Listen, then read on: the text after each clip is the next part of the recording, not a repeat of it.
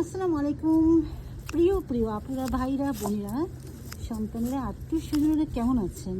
নিশ্চয়ই পরম করুণাময় আল্লাহ তাআলার অশেষ কৃপায় ভালো আছেন। আমরাও ভালো আছি আলহামদুলিল্লাহ। এই যে ঘাস কিন করছি, আমার সংসার অনেক কাজ।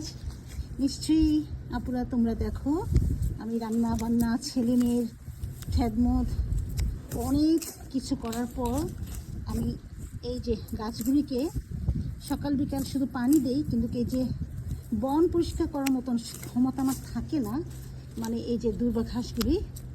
তো এখন একটু সময় পেলাম, একটু করছি।